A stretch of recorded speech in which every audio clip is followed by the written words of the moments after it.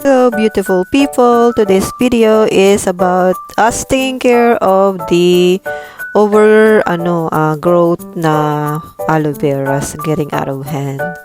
Tapos yung pot is going too small for this mama plant now. So yan, I took it out of the pot, yung medium size na pot yan, hindi kalakihan. And it's getting too small for the aloes. Ang dami niyang baby. Tapos yung soil, meron ng yung mealybugs din. So we're going to change the soil. Tapos yan yung mealybugs. Mealybug siya na peste over the winter season. Napabayaan ko. So yan, it's getting out of hand. So we're going to replant the babies. Mayroon akong 3 pots. Tapos yan, my coworker too was asking me to have some. So bibigyan ko siya ng isang pot. Lalagyan ko ng maybe 3 or 4 na babies sa isang pot para ibigay ko sa kanya. Yan guys. So now, I'm showing you here yung mga babies. Ang dami niyang babies. So, ang gagawin natin is going to spray with water and soap solution dahil sa mealybugs. Isprayhan natin sila lahat. But first, I have to separate yung babies. Separate ko muna yung mga babies. And then, I'm going to spray the babies first.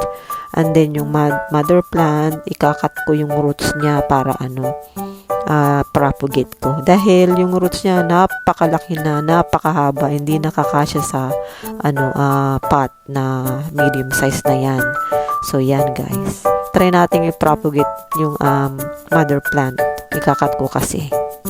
So yan guys. So let's get to it guys. Daming gagawin. It's a big job to do this guys.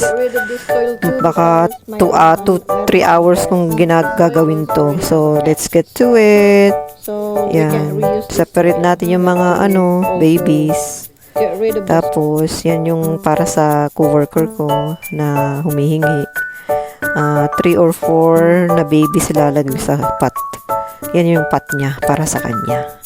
So, let's get to it, guys. Tara! Fast forward natin para mabilis magtrabaho.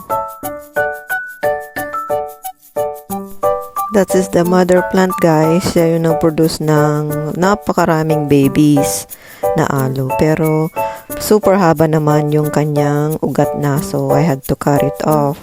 And we'll try to propagate the mama to grow some more aloes. Yan siya, laki na niya. There guys, I soaked this with solution I made soap and water solution. So we can get rid of mealybugs. So I soak them. And soak them for 15-20 minutes. And then rinse them. Rinse them up guys. And this guys, I'm gonna try to propagate. This come from the mother plant. I'm gonna try to propagate them. If it was gonna work. I'm gonna let you know.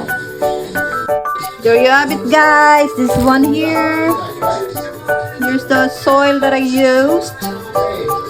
And there's 2 of them. 3 actually. 3 pots I made.